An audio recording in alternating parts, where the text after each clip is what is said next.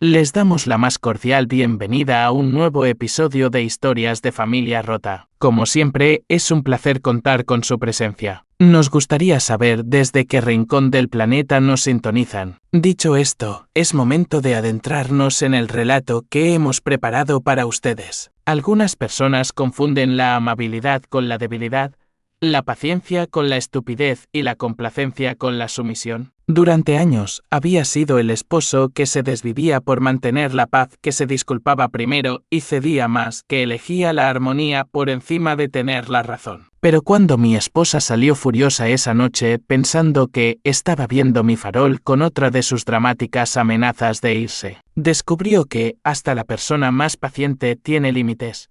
Diana y yo llevábamos casados 11 años cuando todo finalmente llegó a un punto crítico un martes por la noche de marzo. Creo que 11 años eran suficientes para navegar los desafíos inevitables que conlleva combinar dos vidas en una existencia compartida. Pero si soy completamente honesto, esos años no se habían caracterizado por una asociación equitativa o respeto mutuo. En cambio, se habían definido por un patrón de comportamiento que había erosionado lentamente mi autoestima y convertido nuestro matrimonio en algo que se parecía más a una relación de padre y hijo que a una asociación entre iguales.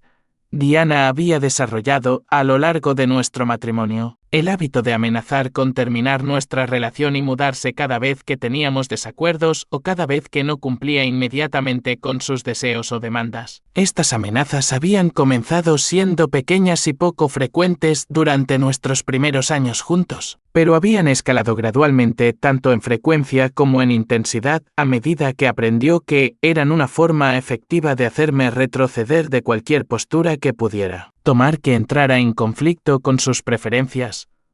El patrón era siempre el mismo. Discutíamos sobre algo y, en lugar de resolver el desacuerdo con diálogo y compromiso, Diana escalaba el conflicto anunciando que había terminado con nuestro matrimonio y que se iría. La amenaza de abandono era su opción nuclear, desplegada cada vez que quería terminar una conversación en sus términos y asegurarse de salirse con la suya. Por el bien de mantener la paz en nuestro hogar y preservar lo que yo creía que era la estabilidad fundamental de nuestro matrimonio, inevitablemente era yo quien cedía. Le rogaba que no se fuera. Me disculpaba por cualquier postura que hubiera tomado que hubiera provocado su amenaza y le permitía salirse con la suya en cualquier asunto que hubiera desatado él. Conflicto. Este ciclo se había repetido cientos de veces a lo largo de los años, conmigo eligiendo consistentemente la paz temporal en lugar de mantenerme firme en cualquier asunto que me importara. Ser el que cedía y se disculpaba primero había permitido que nuestro matrimonio durara 11 años cuando probablemente debería haber terminado mucho antes. Pero en lugar de reconocer lo que estaba haciendo como un sacrificio y una complacencia por el bien de nuestra relación, Diana había llegado a verse a sí misma como simplemente teniendo la razón en todo. En su mente, mi disposición a ceder no era una prueba de mi compromiso con nuestro matrimonio. Era la confirmación de que sus posturas eran correctas y que yo estaba equivocado por haber estado en desacuerdo con ella en primer lugar. Esta dinámica había alterado fundamentalmente el equilibrio de poder en nuestra relación, creando una situación en la que Diana se sentía con derecho a tomar decisiones unilaterales sobre nuestra vida compartida mientras esperaba que yo proporcionara el apoyo financiero y emocional que hacía posibles sus elecciones. Había aprendido que podía salirse con la suya en prácticamente cualquier asunto amenazando con irse. Y yo había aprendido que evitar el conflicto era más fácil que defender mis propias necesidades y preferencias. El ejemplo más significativo de este patrón ocurrió hace más de un año, cuando Diana tomó la decisión unilateral de renunciar a su trabajo en una agencia de seguros local sin consultarme ni discutir las implicaciones financieras de su elección. Simplemente anunció un día que estaba cansada de trabajar y que había decidido que merecía tomarse un tiempo libre para centrarse en sí misma y explorar otras oportunidades. Diana había estado ganando una cantidad decente al año en la agencia de seguros, lo que no era una fortuna, pero representaba una porción significativa de los ingresos de nuestro hogar. Su salario había cubierto nuestras facturas de supermercado, servicios públicos y varios otros gastos recurrentes que ahora recaerían enteramente sobre mis hombros. Cuando intenté discutir el impacto financiero de su decisión y sugerir que deberíamos haber planeado juntos esta transición, Diana escaló inmediatamente a su patrón de amenaza habitual. Me dijo que había trabajado durante años y que merecía un descanso, que no estaba apoyando su necesidad de crecimiento personal y exploración profesional, y que si no podía soportar el mantenimiento de nuestro hogar temporalmente, tal vez debería irse y encontrar a alguien que apreciara sus contribuciones a nuestra relación. Frente a este ultimátum familiar, una vez más había elegido ceder en lugar de insistir en el asunto. Había aceptado asumir la carga financiera adicional de mantenernos a ambos mientras Diana se tomaba su descanso indefinido del empleo, diciéndome a mí mismo que esto era lo que hacen los esposos que apoyan y que eventualmente encontraría trabajo de nuevo cuando estuviera lista. Pero ha pasado más de un año desde que Diana renunció a su trabajo y no ha mostrado signos de buscar activamente un nuevo empleo o de contribuir financieramente a nuestro hogar. En cambio, se había acomodado en una rutina de levantarse tarde, pasar el día de compras, ver la televisión y socializar con amigos que también estaban desempleados o subempleados, tratando nuestra casa como un hotel de lujo donde todas sus necesidades eran satisfechas sin ninguna expectativa de contribución recíproca. Durante este periodo, Diana también había comenzado a tomar otras decisiones importantes sobre nuestra vida compartida sin consultarme ni considerar mi opinión. Había reservado citas costosas en spas que cargaba a una tarjeta de crédito que yo pagaba y había hecho compromisos sociales para ambos sin revisar mi agenda ni preguntar por mis preferencias. Cada vez que intentaba abordar estas decisiones unilaterales o sugerir que deberíamos comunicarnos mejor sobre las decisiones que nos afectaban a ambos, Diana respondía con su patrón familiar de escalada y amenazas. Me decía que estaba tratando de controlarla, que era una adulta independiente que podía tomar sus propias decisiones, y que si no me gustaba la forma en que ella manejaba nuestro hogar durante el día mientras yo estaba en el trabajo, siempre podía darme espacio. Este patrón había creado una dinámica en la que sentía que caminaba sobre cáscaras de huevo en mi propia casa, con miedo de expresar cualquier opinión o preferencia que pudiera desencadenar otra ronda de amenazas y conflictos. Gradualmente había dejado de expresar mis necesidades o preocupaciones, eligiendo en su lugar centrarme en mantener a Diana feliz y mantener la paz superficial que hacía que nuestro hogar funcionara día a día.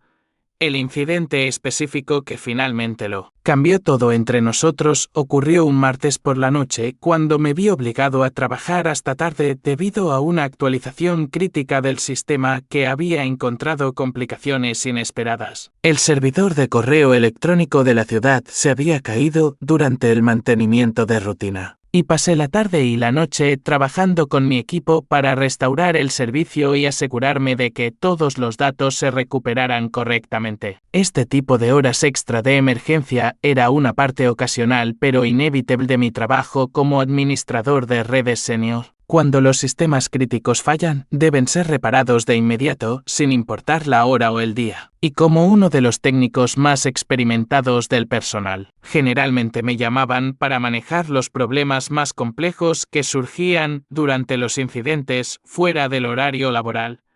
Había llamado a Diana alrededor de las 4 para hacerle saber que trabajaría hasta tarde y que no estaría en casa a nuestra hora habitual. Parecía molesta por la noticia, pero no le dio mayor importancia durante nuestra breve conversación telefónica, simplemente diciéndome que le avisara cuando terminara para saber cuándo esperarme. La restauración del servidor había llevado más tiempo de lo previsto y no llegué a casa hasta casi las 9. Agotado por un largo día que había comenzado a las 7 de la mañana e incluía varias muchas horas de solución de problemas intensiva bajo presión. Todo lo que quería era tomar una ducha caliente, comer algo y relajarme unos minutos antes de irme a la cama para poder estar listo para otro día potencialmente desafiante en el trabajo, pero inmediatamente después de entrar en nuestra casa. Antes de que siquiera tuviera la oportunidad de dejar mi bolsa del portátil o quitarme la chaqueta, Diana se me acercó con una petición que demostraba la poca consideración que tenía por lo que yo había estado lidiando ese día. Me dijo que había estado navegando en línea durante la tarde y había encontrado ropa que quería comprar en un sitio web de una boutique que tenía una oferta por tiempo limitado. Los artículos que quería costarían unos $400 y necesitaba que le diera la información de mi nueva tarjeta de crédito para poder completar la compra, ya que la anterior había expirado antes de que la oferta terminara a medianoche. La petición de Diana era problemática en múltiples niveles. Primero, me estaba pidiendo que aprobara un gasto discrecional significativo sin haberlo discutido de antemano ni considerado si encajaba en nuestro presupuesto mensual. Segundo, estaba haciendo esta petición inmediatamente después de mi llegada a casa de un día de trabajo inesperadamente largo y estresante, sin ningún reconocimiento de lo que yo había estado lidiando o consideración por mi estado actual de agotamiento. Le dije a Diana que necesitaba unos minutos para refrescarme primero, que había estado trabajando desde temprano en la mañana y necesitaba descomprimirme antes de tomar cualquier decisión financiera. Le expliqué que estaría encantado de ver la ropa que quería comprar y discutir la compra después de que tuviera la oportunidad de ducharme y comer algo, pero que no estaba listo para tomar ninguna decisión de gasto en ese preciso momento. La reacción de Diana a mi petición de unos minutos de tiempo de transición fue de ira e indignación inmediatas. Me dijo que la oferta terminaba pronto y que mi retraso podría hacer que se perdiera artículos que realmente quería. Parecía interpretar mi necesidad de un breve respiro después de un largo día de trabajo como un rechazo a su petición y una falta de consideración por sus necesidades y deseos. A pesar de su evidente irritación, subí a nuestro dormitorio, me quité la ropa de trabajo y entré en la ducha, esperando que unos minutos de agua caliente y privacidad me ayudaran a pasar del estrés del día de trabajo a la relajación de estar en casa. Pasé unos 15 minutos en el baño, duchándome y tratando de cambiar mentalmente del modo de resolución de problemas al modo de hogar, cuando volví a bajar, renovado y listo para atender la petición de Diana sobre la ropa que quería comprar. Me di cuenta de algo que cambió inmediatamente mi perspectiva sobre todo nuestro acuerdo doméstico y el equilibrio de contribuciones en nuestro matrimonio. Durante el tiempo que había estado arriba duchándome, Diana no había hecho nada para preparar la cena ni siquiera para empezar a pensar en lo que podríamos comer esa noche. A pesar de haber estado en casa todo el día sin responsabilidades laborales ni limitaciones de tiempo. A pesar de saber que yo había estado lidiando con una emergencia de trabajo y llegaría a casa tarde y cansado. No había hecho ningún esfuerzo por tener la comida lista o siquiera planificar lo que podríamos cenar. Esta comprensión me golpeó con la fuerza de una revelación sobre cuán fundamentalmente desigual se había vuelto nuestra asociación doméstica. Mientras yo había pasado el día resolviendo problemas técnicos complejos bajo presión y ganando el dinero que sustentaba nuestros dos estilos de vida, Diana había pasado el día navegando por sitios web de compras y esperando que yo proporcionara aprobación financiera inmediata para sus compras sin ninguna consideración recíproca por mis necesidades o comodidad. Confronté a Diana inmediatamente sobre esta disparidad, preguntándole por qué no había pensado en preparar la cena durante las muchas horas que había estado en casa mientras yo lidiaba con una emergencia de trabajo. Señalé que preparar la cena habría sido una forma razonable de contribuir a nuestro hogar y mostrar consideración por el hecho de que estaba trabajando hasta tarde. La respuesta de Diana fue inmediata e reveladora. Me dijo que no era mi esclava para cocinar y lavar para mí, que era una persona independiente y que no se debería esperar que realizar arrows domésticos tradicionales solo porque estaba en casa durante el día. Caracterizó mi expectativa de que ella podría preparar la cena como una suposición anticuada y sexista sobre las responsabilidades de las mujeres en el matrimonio.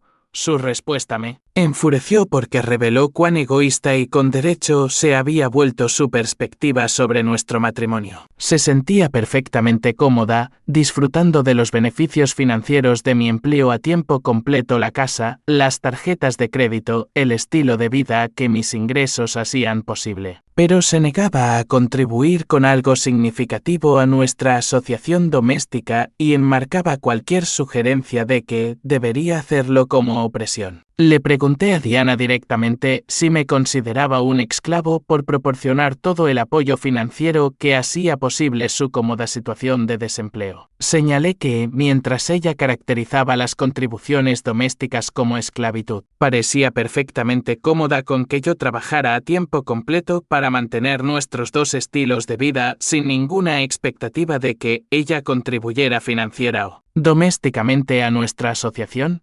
La pregunta expuso la hipocresía fundamental de la posición de Diana. Quería los beneficios de ser mantenida financieramente sin ninguna de las responsabilidades que razonablemente podrían venir con ese acuerdo. Quería presentarse como una persona independiente mientras era completamente dependiente de mis ingresos para su supervivencia y comodidad. Nuestra discusión escaló rápidamente cuando Diana se dio cuenta de que no iba a retroceder en esta confrontación como lo había hecho en desacuerdos anteriores. En lugar de abordar los puntos legítimos que estaba planteando sobre la desigualdad de nuestro acuerdo doméstico, pasó inmediatamente a su patrón familiar de escalada y amenazas.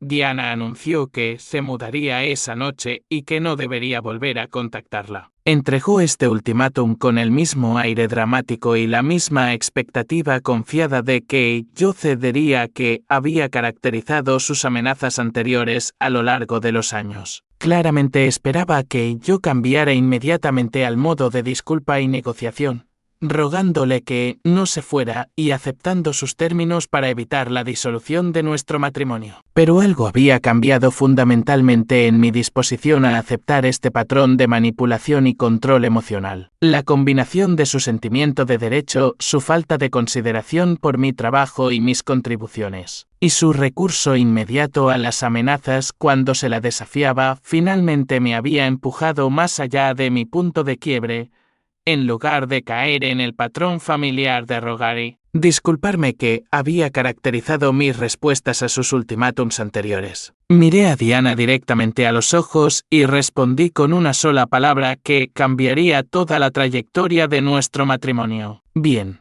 La reacción de Diana a mi inesperada respuesta fue de shock y confusión inmediatos. Claramente había esperado que siguiera el guión que le había funcionado tan eficazmente durante los últimos 11 años, y mi tranquila aceptación de su amenaza de irse la desequilibró de maneras que fueron obvias e inmediatas. Durante varios minutos, pareció estar esperando que me diera cuenta de lo que había dicho y comenzara el proceso habitual de disculpa y negociación que revertiría mi posición y la restauraría a la posición dominante en la dinámica de nuestra relación. Cuando quedó claro que no iba a modificar mi respuesta ni a intentar evitar su partida, comenzó el proceso de cumplir su amenaza. Diana subió y empacó un par de cambios de ropa, sus artículos de aseo y algunos objetos personales en una maleta, aparentemente esperando que esta fuera una partida temporal que me sorprendería hasta la sumisión y me traería de vuelta a la mesa de negociaciones en 1 o 2 días. Se fue de nuestra casa ese martes por la noche con un aire dramático, asegurándose de que entendiera que esta era mi última oportunidad para detenerla y volver a nuestra dinámica previa de evitación de conflictos y complacencia. Cuando no hice ningún movimiento para evitar su partida ni le rogué que lo reconsiderara, ella realmente se fue, aparentemente confiada en que cambiaría de opinión y la llamaría en cuestión de horas para disculparme y pedirle que volviera. Pero no podía creer que realmente se hubiera ido. Después de años de amenazas vacías y manipulación exitosa a través de la promesa de abandono, Diana finalmente había jugado mal sus cartas y se encontraba en la posición de tener que cumplir con amenazas que en realidad nunca había tenido la intención de ejecutar. Por primera vez en 11 años, Le había visto el farol y había descubierto que sus amenazas eran principalmente herramientas de manipulación en lugar de intenciones genuinas de terminar nuestro matrimonio. Se había acostumbrado tanto a usar la amenaza de la partida como una forma de controlar la dinámica de nuestra relación que aparentemente nunca había considerado lo que sucedería si dejaba de tener miedo de que se fuera, en lugar de pasar la noche llamando a Diana y rogándole que volviera. La pasé haciendo llamadas a las compañías de tarjetas de crédito y a las instituciones financieras. Cancelé las tarjetas de crédito que estaban vinculadas a mis cuentas pero que llevaban el nombre de Diana, asegurándome de que ya no tendría acceso a mis ingresos para sus gastos discrecionales. También contacté a nuestro banco y eliminé su acceso a nuestra cuenta corriente conjunta, cortando efectivamente todo el apoyo financiero que le había estado proporcionando para su cómodo desempleo. Estas acciones no fueron tomadas por despecho o ira, sino más bien como consecuencias lógicas de la decisión de Diana de dejar nuestro matrimonio. Si realmente era independiente y no quería estar en una asociación conmigo, entonces debería ser responsable de mantenerse financieramente en lugar de seguir beneficiándose de mis ingresos mientras rechazaba cualquier responsabilidad o compromiso recíproco. También comencé a investigar abogados de divorcio y los requisitos legales para terminar nuestro matrimonio en nuestro estado. Si Diana hablaba en serio sobre irse y no volver a contactarme, entonces quería asegurarme de que nuestra separación se manejara adecuadamente desde una perspectiva legal y financiera en lugar de permitir que permaneciera en un estado ambiguo, que pudiera complicar las cosas más adelante. Durante días no supe nada de Diana. Fui a trabajar como de costumbre, manejé nuestro hogar por mi cuenta y comencé a adaptarme a la realidad de vivir solo después de 11 años de matrimonio. La casa se sentía diferente sin su constante presencia y sus demandas, pero no era desagradable. Si acaso, era pacífica de una manera que había olvidado que era posible.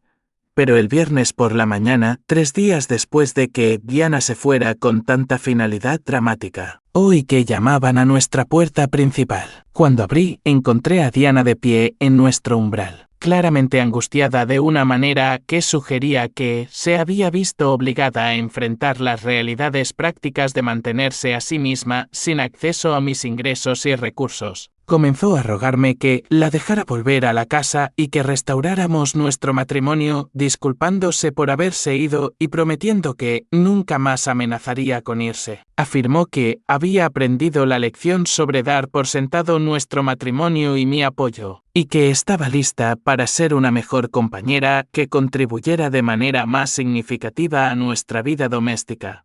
Pero el pánico y la angustia de Diana no estaban motivados, principalmente por extrañarme o por darse cuenta de que valoraba nuestro matrimonio. Estaban motivados por su descubrimiento de que ya estaba haciendo arreglos para divorciarme de ella y que su cómodo estilo de vida estaba en peligro debido a los cambios financieros que había implementado. Durante su ausencia de 3 días, Diana aparentemente había intentado usar el acceso bancario al que se había acostumbrado, solo para descubrir que esos recursos ya no estaban disponibles para ella. Se había visto obligada a depender de sus limitados ahorros y de la caridad de amigos para necesidades básicas como comida y refugio, lo que le dio una rápida lección sobre cómo sería su vida sin mi apoyo financiero. También se había enterado de alguna manera de que había estado consultando con abogados de divorcio. La comprensión de que estaba tomando medidas concretas para terminar legalmente nuestro matrimonio, en lugar de simplemente esperar a que regresara en sus propios términos, aparentemente la había sorprendido hasta hacerle entender que su patrón familiar de amenazas y manipulación ya no era efectivo. Los intentos de Diana por reconciliarse fueron desesperados y manipuladores, alternando entre promesas de reforma e intentos de hacerme sentir culpable para que reanudáramos nuestra dinámica anterior. Prometió que encontraría empleo de inmediato, que contribuiría más a nuestro hogar y que nunca más amenazaría con irse durante los desacuerdos. Pero sus promesas sonaban vacías porque estaban motivadas por el pánico sobre su seguridad financiera en lugar de un reconocimiento genuino de los problemas en nuestra relación o un compromiso para abordarlos. Quería volver a la comodidad de seguridad que mi apoyo proporcionaba, pero no ofrecía ningún cambio significativo a la desigualdad y falta de respeto fundamentales que habían caracterizado nuestro matrimonio durante años.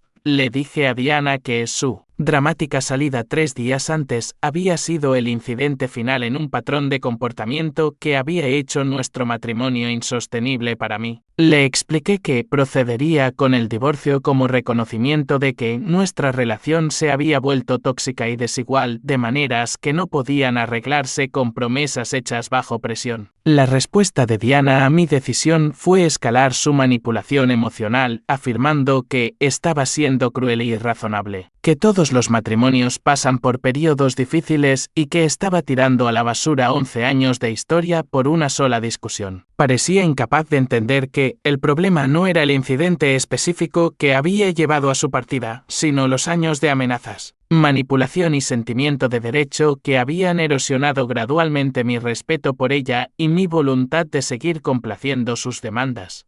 Durante las siguientes semanas, Diana hizo numerosos intentos de hacerme cambiar de opinión sobre el divorcio, alternando entre promesas de reforma personal y amenazas sobre lo que el proceso de divorcio podría costarme financieramente. Contrató a un abogado que le aconsejó que afirmara que yo había abandonado el matrimonio al cambiar las cerraduras y cortarle el apoyo financiero, intentando posicionarse como la víctima de mi comportamiento irrazonable. Pero la documentación de la partida voluntaria de Diana, combinada con el historial de sus amenazas y manipulación, dejó claro a ambos abogados y finalmente al tribunal que ella había terminado nuestro matrimonio por sus propias elecciones y acciones. Su patrón de amenazar con irse cada vez que no se salía con la suya, que culminó en irse de verdad, había creado un registro claro de su falta de voluntad para participar en una asociación genuina.